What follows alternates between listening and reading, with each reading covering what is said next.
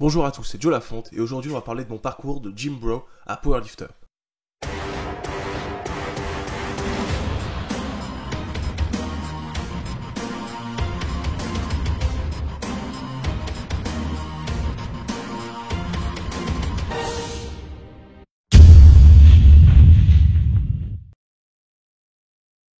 À la base, je suis joueur de tennis et j'ai un corps un peu musclé. Et quand je dis un peu, genre c'est vraiment un peu. On s'entend, j'ai une base solide parce que je fais naturellement 1m87 pour 90 kg et ça depuis mes 13 ans. Mais ma croissance s'est arrêtée. Donc j'ai dû prendre environ 2 cm depuis mes 13 ans, mais j'ai dû les reperdre facilement à cause du squat.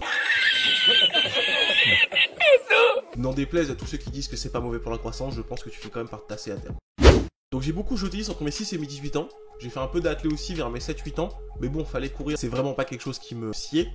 Puis j'ai fait un peu de foot, mais bon, là, non seulement il faut courir, mais en plus de ça, il faut maîtriser le ballon avec son pied. À quel moment?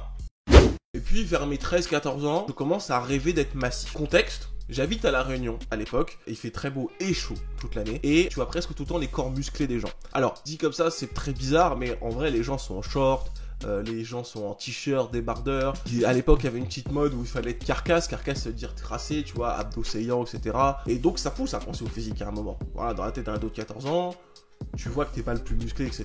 T'as envie d'être construit un physique. Donc, à cette époque-là, je commençais à faire des pompes, des abdos, parce que mon père m'avait dit que c'est ça qui dopait des muscles. Certes, ça fonctionne. Hein, tu travailles, tu prends un peu de force et tout, mais c'est pas miraculeux non plus.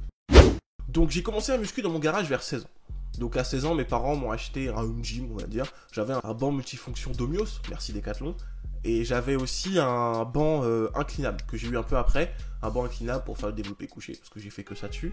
Puis j'ai la chance d'avoir un banc inclinable avec une petite mousse pour pouvoir faire du curl, ou un truc pour pouvoir faire du leg extension. Mais t'as compris, j'ai pas fait tout ça. C'était surtout du bench, un peu de dos, toujours du bench, et beaucoup de bras. Et jamais les jambes. Jamais. Et j'insiste sur ce point. Donc j'étais un gym bro à fond, clairement. Là j'étais le kéké de muscu que tu critiques souvent, qui fait jamais les jambes, qui fait le dos de temps en temps, qui fait surtout les pecs et les bras pour avoir l'air massif et encore. Donc à l'époque, j'ai atteint environ les 99 kilos. Alors je me souviens, mon père est passé derrière moi le jour où je suis monté sur la balance et que j'ai vu, je faisais ce poids-là. Il a fait ouh, le quintal s'approche et il s'est bien foutu de ma gueule. Là, on arrive vers mes 17-18 ans. Dès mes 18 ans, je déménage à Paris pour mes études. Et là, plus de muscu ni tennis. J'ai arrêté deux. En plus, le tennis, j'ai commencé... Limite, je crois que c'est un burn-out de tennis, en fait. Pendant un an, j'ai pas fait grand-chose. Faut être honnête, j'ai pas fait grand-chose. J'ai fait des pompes, des abdos quand j'avais envie. J'ai fait de la course à pied avec des camarades d'école de temps en temps. Mais rien de miraculeux. Cette année-là, j'ai perdu 10 kilos. Vous allez me dire, waouh, s'il a arrêté le sport, etc. Et vous avez raison. C'est en arrêtant le sport que je perds du poids. Pas en arrêtant de manger. Bien au contraire. Tu me crois ou pas, mais je vais t'expliquer c'était quoi le régime alimentaire. En gros, tu prends un saladier. Et ça, c'était le repas, allez, on va dire 3 fois par semaine, c'était ce repas-là minimum. Quand j'avais la flemme, c'était tous les soirs. Tu prends un saladier. Tu mets 350 grammes de pâtes après cuisson. Enfin, pesé, tu les pèses avant cuisson et tu mets le total dans le saladier. Non, mais vraiment, je mettais un sac de pâtes entier. Après, tu rajoutes un peu de fromage râpé. Facile 200 grammes, pas plus. Après, c'est pas bon, ou alors c'est très fromageux. Faut aimer le fromage. Moi, j'aime le fromage, donc j'aurais pu en mettre plus, mais au-delà, c'est pas raisonnable. Tu prends de la mayo et du ketchup. Oui, de la mayo et du ketchup. Tu prends 70% de mayo et 30% de ketchup. Au-delà de ce ratio, c'est dégueulasse. Et après, tu mets 2-3 steaks hachés dedans.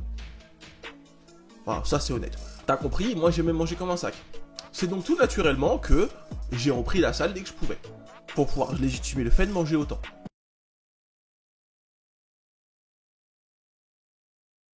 Du coup, j'ai repris le sport l'année d'après avec un pote. Thibaut, si tu passes par là, dédicace à toi. C'était ma première salle de sport. J'étais chez Vita Liberté. C'est une salle de sport sans charge libre. C'est le genre de salle où bah t'as beaucoup de monde, t'as pas forcément de matos, t'as beaucoup de gens sur les machines de cardio. Donc j'ai fait un an là-bas. Tu t'imagines bien, j'ai repris 10 kilos que j'avais perdu. Donc je passais devant le domac et le kebab au chemin. Enfin, être honnête, il était peu probable, et je dis bien peu probable que j'arrive à esquiver ça. De toute façon, j'ai commencé ce sport pour grossir, pour manger comme un trou. Il n'y avait aucune raison de faire autrement. Ensuite, on a changé de salle, puisqu'on l'école a déménagé. C'est une salle qui s'appelle 100% Forme. Donc, c'est une petite salle tranquille. Là, il y avait des charges libres. Quand on est arrivé, il n'y avait pas encore d'haltères et ils ont rajouté après, et ça allait jusqu'à 30 kg. Ça nous convenait bien, on soulevait pas très lourd. Faut être honnête, les haltères 30 kg, j'ai pas pu les maîtriser tout de suite, ça m'a pris beaucoup de temps. Et puis, c'était à côté. Faut être honnête, je pouvais y aller en vélo ou en voiture, je mettais 5 minutes. Donc à l'époque, je suivais beaucoup les Nassim, Thibaut, FK, Rudy, Jeanche, etc. J'étais matrixé body. Et j'ai aussi sur le mot matrixé. D'accord? Je ne pensais qu'à ça. Vraiment, je pensais qu'à 3 choses. Soit mon programme et comment l'améliorer. Soit comment mieux manger, compléments alimentaires, etc. Soit genre juste à poser et à voir si j'étais assez sec. Des prises de masse sèche, prises de masse sèche, prises de masse sèche. Après, les prises de masse étaient dégueulasses et les sèches, c'était pas concluant. Sauf une, mais on en parlera plus tard.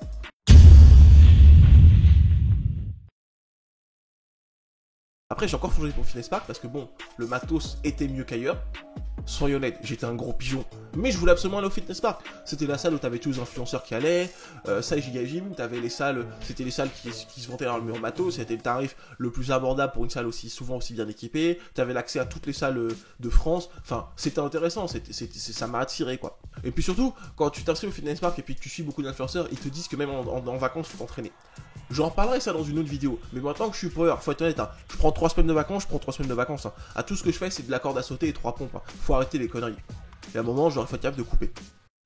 Au Fitness Park, j'ai fait plusieurs salles, en fonction de l'endroit où j'habitais et où, en fonction de l'endroit où je m'entraînais, et on arrive vers 2017, pardon. Et donc là, j'ai commencé à taper une sèche hardcore. Donc j'étais descendu à 83 kg après 3 mois de sèche pour 1m87.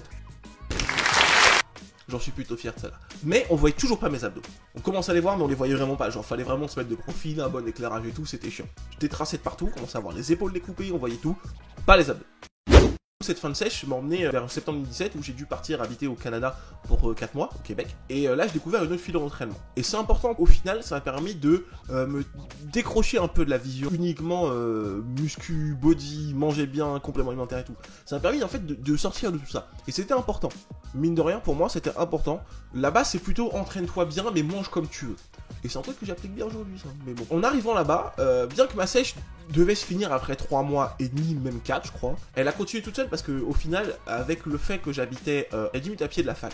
Sauf que le problème, c'est que c'était en pente, donc je marchais 15 minutes aller, 15 minutes retour. Comme les cours étaient très parsemés dans la journée, je pouvais faire 2 à 3 allers-retours par jour pour aller en cours, plus pour l'entraînement. La salle était sur le campus, donc du coup je faisais 15 minutes aller pour aller en cours et je revenais, puis après je fais 15 minutes aller, 15 minutes retour pour aller m'entraîner, et du coup tu vois le truc ça monte vite. Et le cardio, bizarrement ça monte vite aussi. Donc j'ai fait à 4500, 5000 calories par jour de dépenses caloriques. Je parle même pas de ce que je mangeais. Voilà, je mangeais ce que je voulais, faut être honnête, je mangeais ce que je voulais. Genre vraiment le matin je mangeais comme un sac, le midi je mangeais comme un sac, le soir je mangeais comme un sac, et au goûter, putain. Le beurre de cacahuète confiture, il n'y a rien de mieux sur un bon pain de mie là, oh là là, c'est de la merde le beurre de cacahuète, hein. Surtout celui qui est vendu, le Kraft là, je crois que c'est ça la marque, c'est de la merde, mais putain comment c'est bon.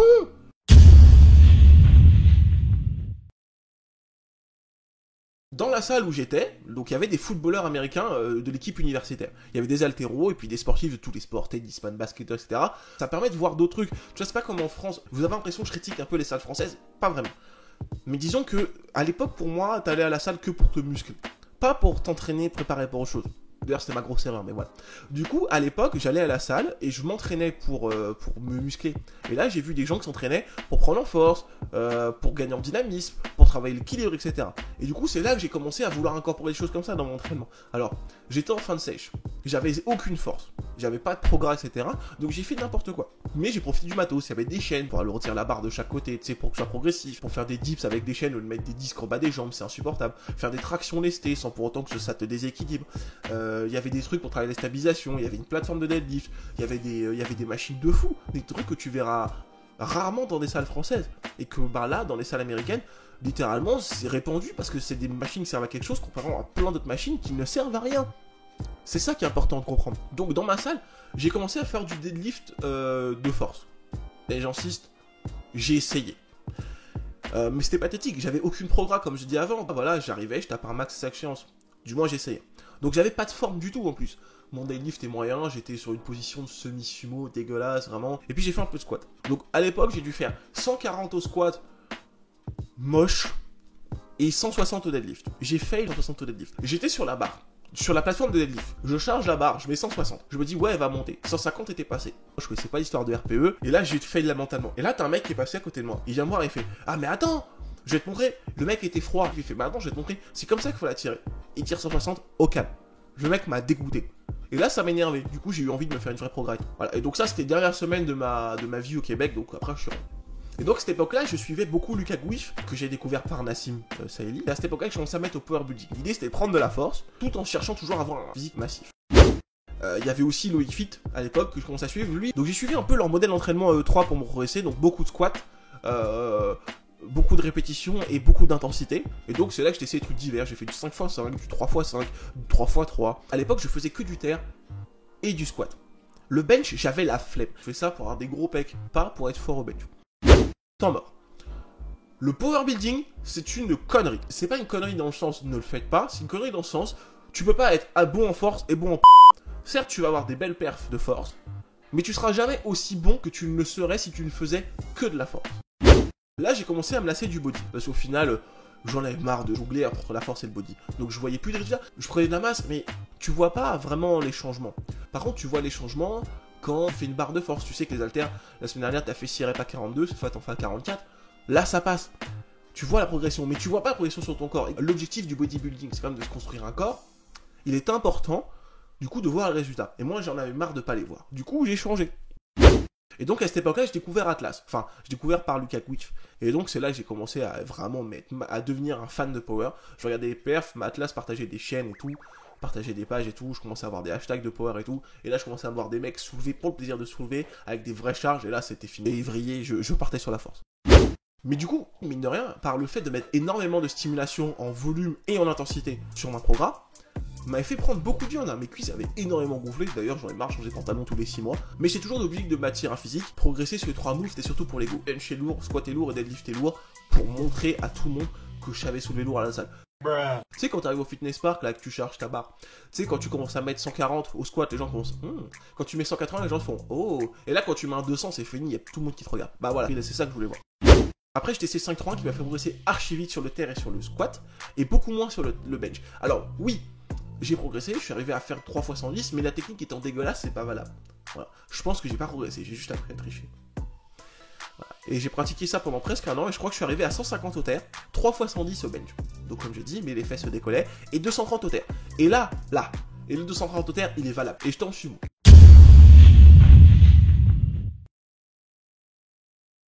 Puis bon, un jour, j'ai eu un souci de santé.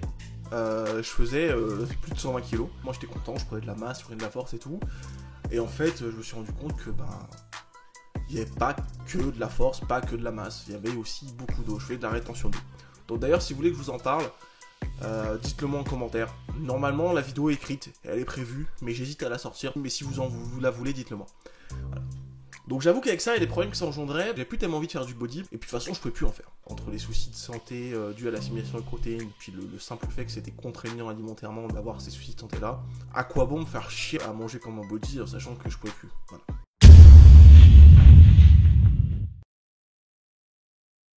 Donc là on arrive au moment où je suis vraiment mis à la force pure. Donc à cette époque-là, j'ai rencontré Dylan et par Guillaume, donc Guillaume avec qui je m'entraînais déjà depuis un moment à la salle. Et Dylan m'a fait découvrir Excalibur. Il a juste commencé à me parler de ça en disant oui, j'ai des potes qui vont créer un club vers Bourg-la-Reine.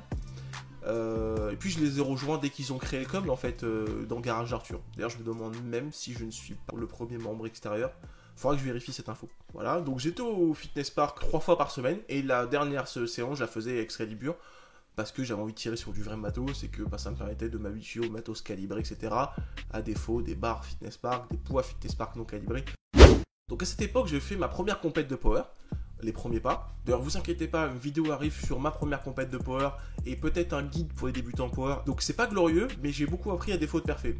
J'ai fait des perfs dégueulasses d'ailleurs.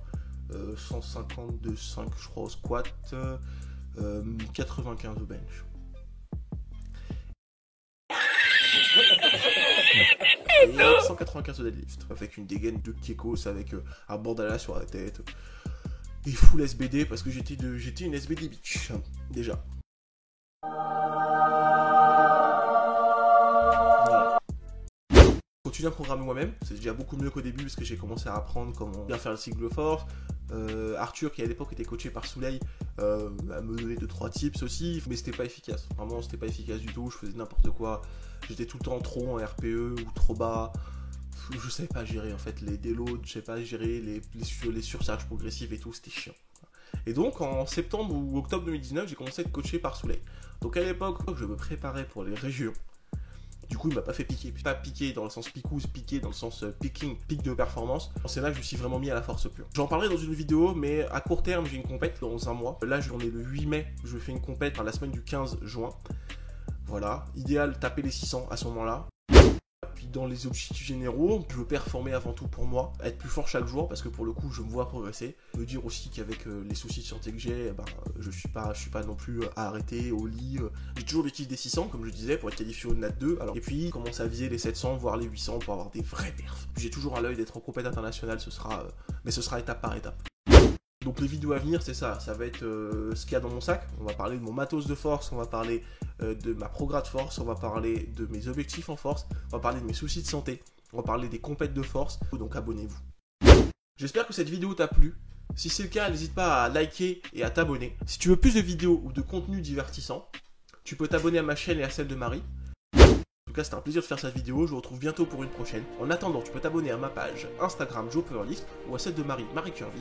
Et d'ici là, que la force soit avec toi.